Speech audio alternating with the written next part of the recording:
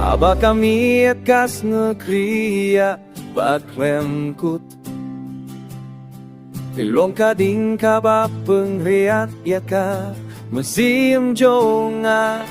Kawe pa kawe ka jingki Jong ka donut ka pertajem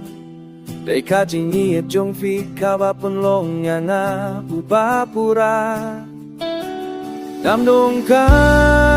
kiklu kipasane Patipangan semia kaji jong nakaba marwe Junong makit majong fi Ngayo iya kaji syai Kaji alam nyaga Lembat kami kaba dutam Imdon kaji ngaimdon kapo kabalaban Penprayakan kamaki Nambe jong fi Aduh kabaku jong kaji Manla kakilip mat kasnya Tung kajing le jadu Habakat di jong tika Apat dia kajonga Wat kajing ngap jaruka Keren syapang kajing Senggetena Anlaka Sekon kas lengeble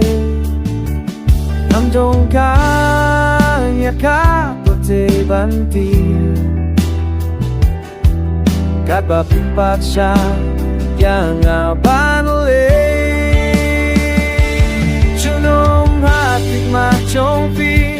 Ngayo hiya kajing syai Kajing alam yang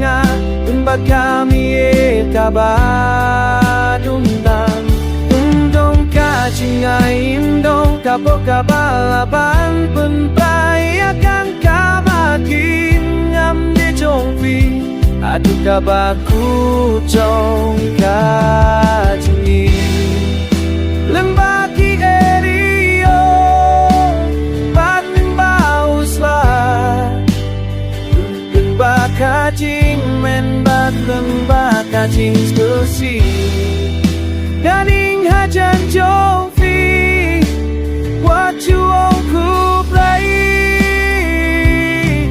Nama kajing menjuput jonga hikmat jongfi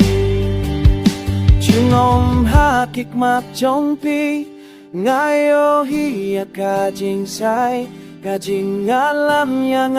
Lembak kami kabadung tam Indon kajing indon Kapot kabalapan Penpayakan kamaki Ngamde jongfi Aduh kabaku jong kajing